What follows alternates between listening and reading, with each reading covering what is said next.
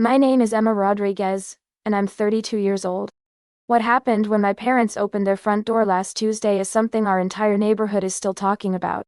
Picture this: two people who once told me they couldn't afford to help with my $8,000 college tuition, standing there in shock as I held a $400,000 cashier's check, the exact amount they needed to save their home from foreclosure. The same parents who dropped $200,000 on my sister's fairy tale wedding without blinking an eye. But here's the twist that made my mother collapse right there on the doorstep. The check wasn't a gift. It came with conditions they never saw coming. You see, for 10 years I'd been building something extraordinary while they celebrated their successful daughter and ignored their struggling one. When their perfect world came crashing down, guess who they called? But what they found at their door wasn't the desperate daughter they remembered. It was the CEO of a multi-million-dollar company holding their salvation in my hands. Before we dive into this story, please take a moment to like and subscribe, but only if you genuinely enjoy stories about financial karma and family reckonings. Where are you watching from? Drop your location in the comments. I love hearing from people who understand that sometimes the failure of the family becomes its most powerful member. Let me take you back to where this story really begins. My sister Isabella's engagement announcement dinner, exactly 11 years ago. I was 21, working 2 part-time jobs and struggling through my final year of college. Isabella was 26, fresh off her master's degree that my parents had fully funded, and absolutely glowing as she showed off her massive engagement ring. "We have an announcement," Mom said, practically vibrating with excitement as we sat around the dinner table. "Isabella and David have set a wedding date, June 15th next year." The squealing and hugging commenced immediately. I smiled and congratulated them, genuinely happy for Isabella despite everything. She looked radiant, and David seemed like a good guy. "Now," Dad said, pulling out a leather portfolio, "we need to discuss the budget." He opened it to reveal spreadsheets, venue brochures, and what looked like a small business plan. "We've been saving for this day since Isabella was born, and we want to give our princess the wedding of her dreams." Isabella bounced in her seat. "Tell her about the venue, Daddy," the Grand Rosewood Estate, Mom announced breathlessly. 12-course dinner, full bar, live orchestra, designer florals, the works. It's going to be absolutely magical. I nearly choked on my water. "How much is all this going to cost?" Dad smiled proudly.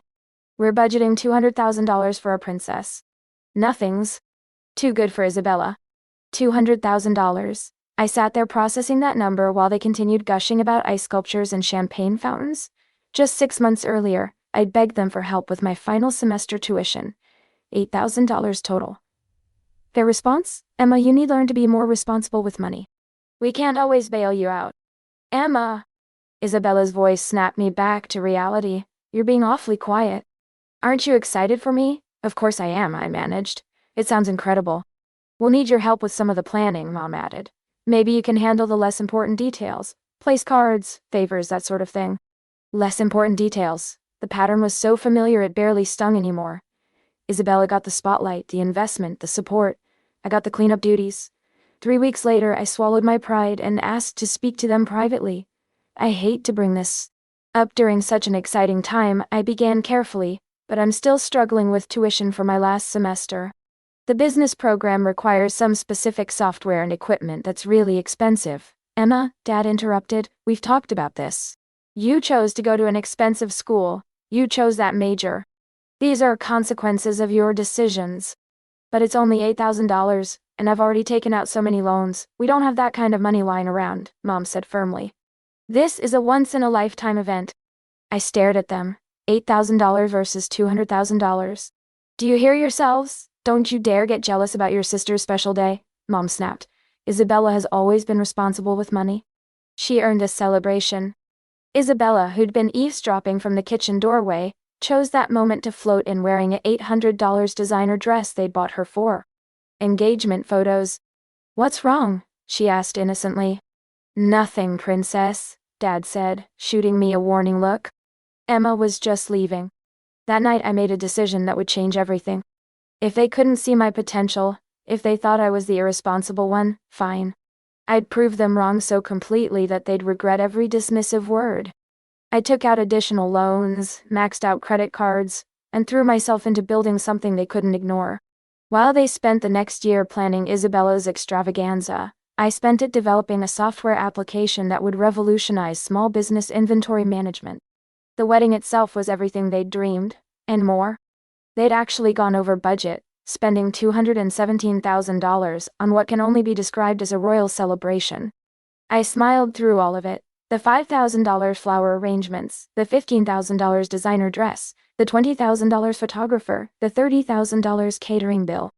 Isn't she gorgeous? Mom sobbed during Isabella's dance with Dad. This is the happiest day of my life.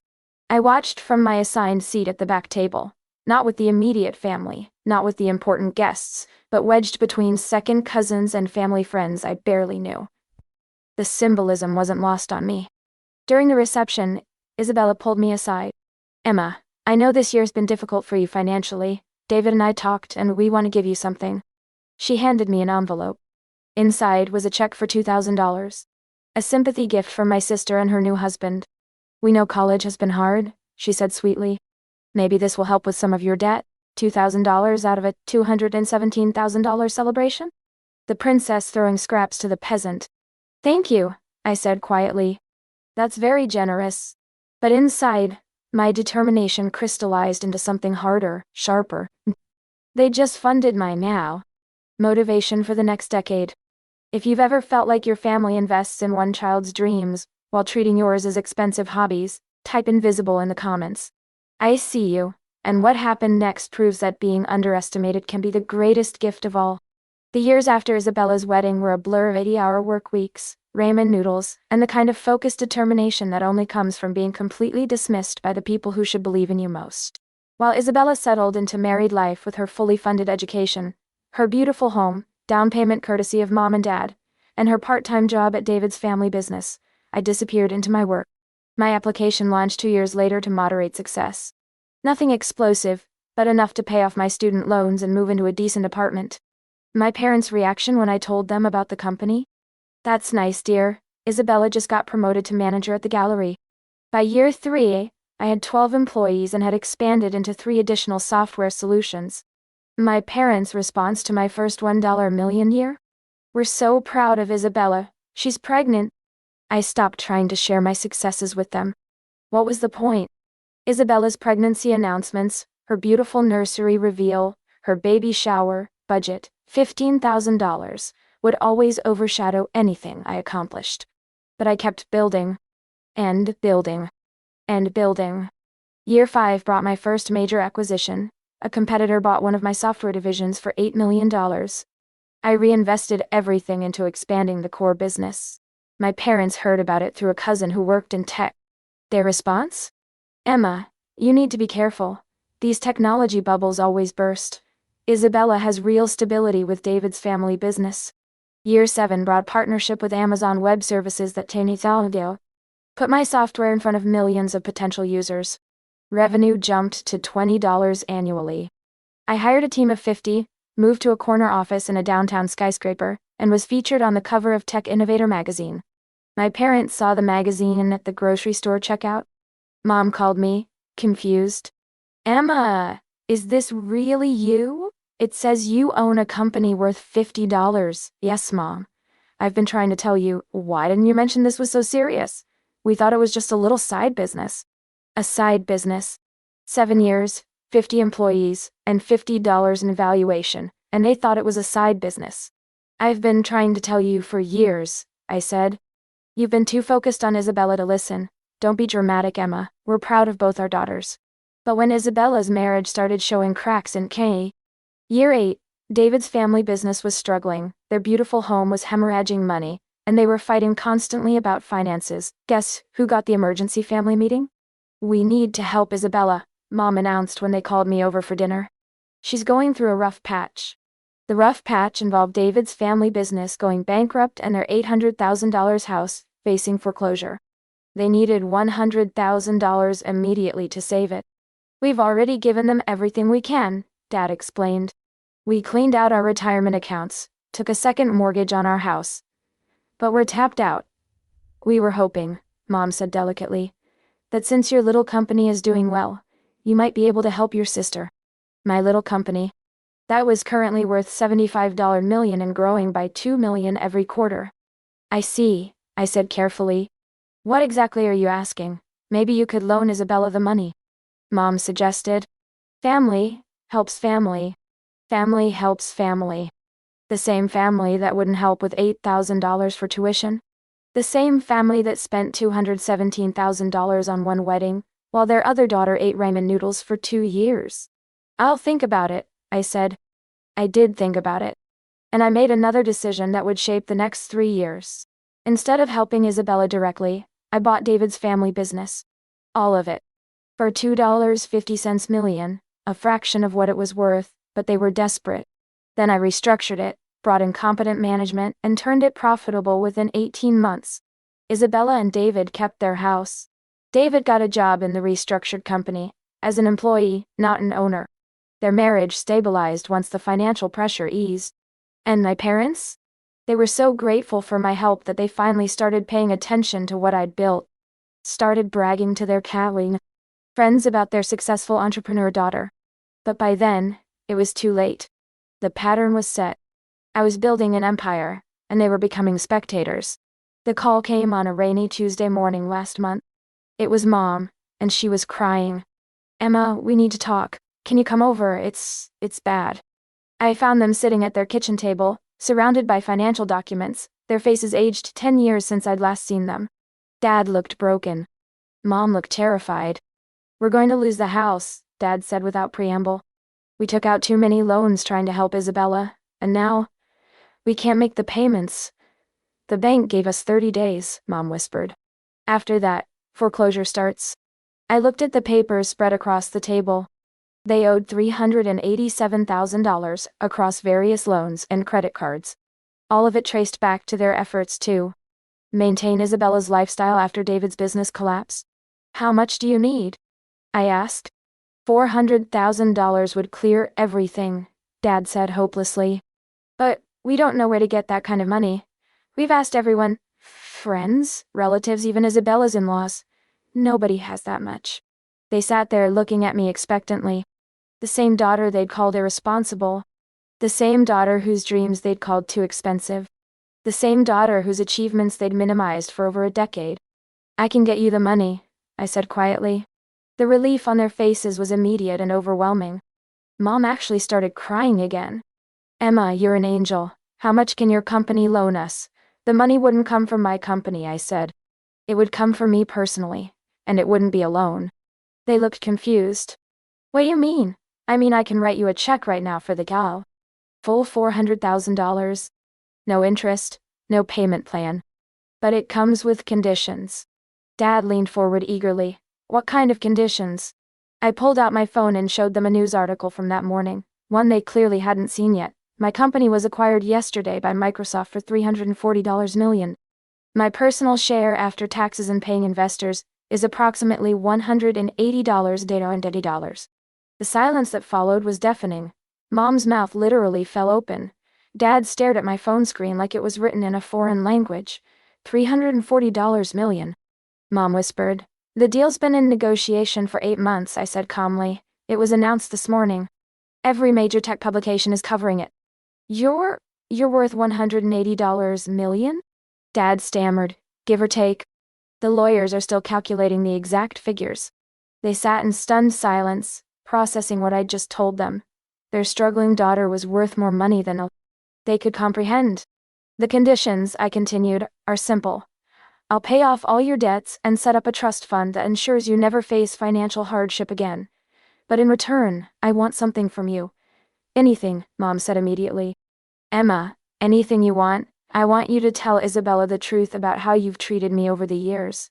I want you to acknowledge, publicly and to the family, that you consistently dismissed my potential while investing everything in hers.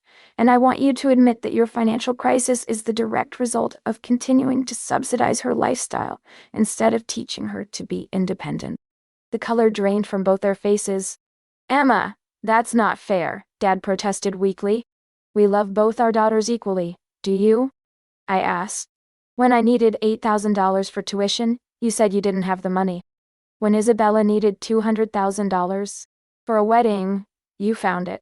When I built a company worth millions, you called it a side business. When Isabella's marriage had problems, you emptied your retirement accounts to help. We were just trying to help when there was a crisis. My education wasn't a crisis. My student loan debt wasn't a crisis. My years of eating ramen noodles while building a business weren't a crisis. Mom started crying again. We didn't know how serious your company was. Because you never asked. Because you were too busy focusing on Isabella to pay attention to what I was building. What do you want us to do? Dad asked desperately. I pulled a cashier's check from my purse. I'd had it prepared that morning after reading about their situation in Isabella's Facebook post asking for money. $400,000 made out to their mortgage company. I want honesty, I said, placing the check on check. The table between us. I want accountability. And I want this family to finally recognize that the daughter you've been overlooking for 32 years just became the most successful person any of us has ever known. They stared at the check like it was a winning lottery ticket. Will you do it? I asked. What happened next shocked everyone, including me. Yes, Dad said immediately. Emma, you're right. We failed you, and we're sorry. Mom nodded through her tears. We were so focused on Isabella's immediate needs that we never saw what you were building. We were wrong. I'll call Isabella tonight, Dad continued. I'll explain everything, how we've treated you unfairly, how we've enabled her dependence, all of it. I hadn't expected them to agree so readily. Part of me had been prepared for an argument, for them to choose pride over salvation. You understand this means things change between us, I said. No more treating me like the family afterthought. No more assuming Isabella's problems take priority over everything else. No more minimizing my achievements. We understand, Mom said. Emma, we're so proud of what you've accomplished, and we're ashamed that it took a financial crisis for us to see it clearly. I pushed the check across the table. Then consider your debts paid. The aftermath was exactly what you'd expect. Isabella was furious when she learned the conditions attached to my help. She accused me of manipulating our parents during their crisis, of holding money over their heads to force an apology I didn't deserve. You always were jealous of my wedding, she said during our confrontation a week later. Now you're using your money to rewrite history. History doesn't need rewriting, I replied calmly. It just needs acknowledging. Mom and Dad did the best they could with what they had. They had $217,000 for your wedding and $0 for my education. That wasn't about resources, it was about priorities. Isabella couldn't argue with the numbers, so she tried a different approach. Money doesn't make you better than me, Emma. You're right. Money doesn't make me better than you. But it does prove that the daughter they called irresponsible built something extraordinary, while the daughter they called responsible needed constant financial rescue. The conversation ended with Isabella storming out, but not before making one final accusation. You planned this. You wanted them to need you so you could hold it over everyone's heads. She wasn't entirely wrong. I had seen this crisis coming years ago. The unsustainable spending, the enabling behavior, the financial house of cards they'd built around Isabella's lifestyle. But I hadn't caused it. I'd just prepared for it. 3 months later, my parents hosted a family dinner to announce the full story to our extended relatives. They explained their financial crisis, my solution, and the conditions that came with it. They acknowledged their unequal treatment, and publicly recognized my achievements for the first time in my adult life. The room was silent when they finished speaking. Then my grandmother, my dad's mother, spoke up. It's about time, she said simply. I've been watching this family overlook Emma for 30 years. That girl was building an empire while everyone was distracted by wedding planning. The validation from someone outside the immediate drama meant everything. Isabella attended that dinner but barely spoke. She's still processing the shift in family dynamics, the reality that her role as the golden child has permanently changed. My parents and I have rebuilt our relationship on more honest ground. They ask about my work now, really ask, with genuine interest. They celebrate my successes instead of minimizing them. They've learned to see me as the person I actually am instead of the struggling daughter they assumed I'd always be. But the most satisfying part isn't the money or the recognition. It's the knowledge that I transformed my family's dismissal into fuel for something extraordinary.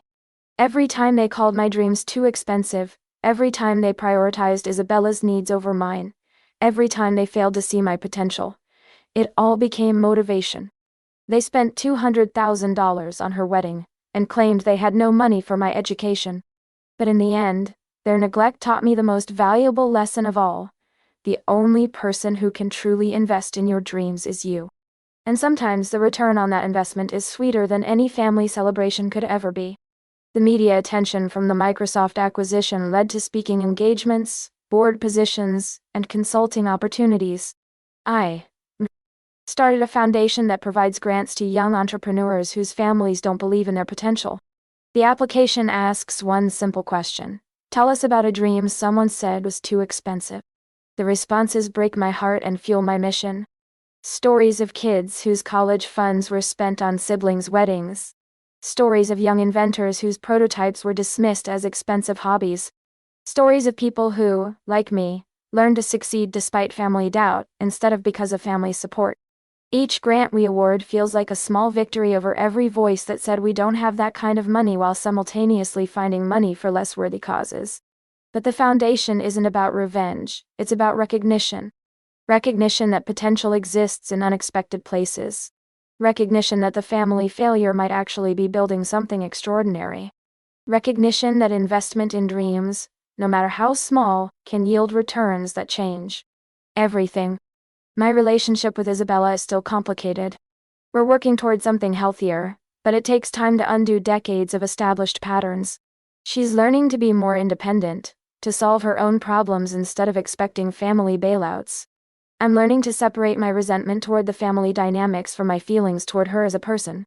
The truth is, none of this was really about the money. It was about being seen, being valued, being treated as someone whose dreams mattered as much as anyone else's. The financial success was just the method of proof, a way to make visible what had always been true. I was never the irresponsible daughter. I was never the family failure. I was never the one whose dreams weren't worth investing in. I was just the one whose success story took longer to write.